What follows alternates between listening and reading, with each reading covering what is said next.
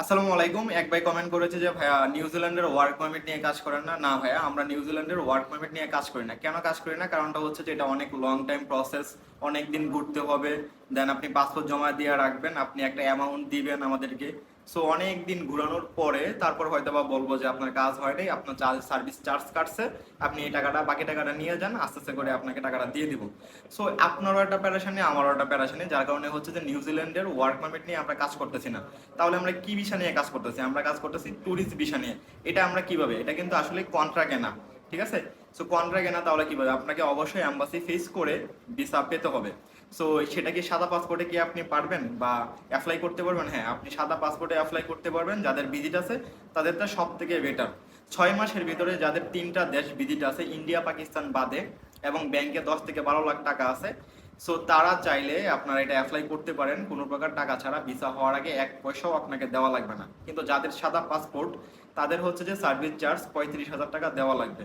যে সার্ভিস চার্জের ভিতরে আপনার বিএফএস ফি, এম্বাসি ফি, আপনার সকল ডকুমেন্টস সাবমিশন থেকে শুরু করে সকল ডকুমেন্টস মেক করে দেওয়া পর্যন্ত দায়ভার আমাদের। কিন্তু কোনো কারণে যদি আপনার ভিসা না হয়, সেই ক্ষেত্রে কিন্তু এই টাকাটা আপনি ব্যাক পাবেন না।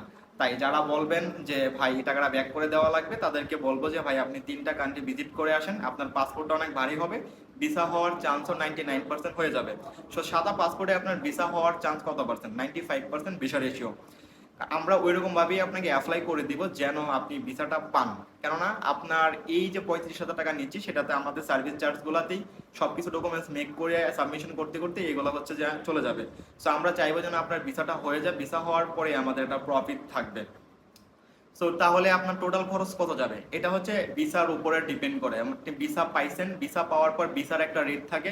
দেন হচ্ছে যে পরবর্তীতে আপনি যে টিকিট কাটবেন, সেই টিকিটের একটা রেট থাকে। সো আমি একজ্যাক্ট ভাবে বলতে পারতেছি না, কারণ টিকিটের রেটটা হাফ ডাউন করে।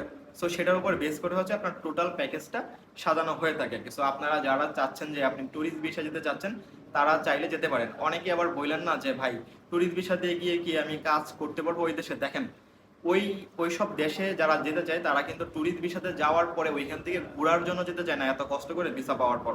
সবাই চায় যে ওইখানে থেকে যাওয়ার জন্য। সো এই বিষয়ে যারা আরো বিস্তারিত জানতে চান, তারা একটু গুগলে সার্চ করেন যে কিভাবে ওইখানে যেয়ে থাকতে পারবেন বা কিভাবে আপনি আপনার ট্যুরিস্ট ভিসাটাকে ওয়ার্ক পারমিটে রূপান্তর করতে পারবেন। এই সব বিষয়গুলো পেয়ে যাবেন। শুধুমাত্র আমরা নিউজিল্যান্ড নিয়ে কাজ করতেছি এটা কিন্তু না।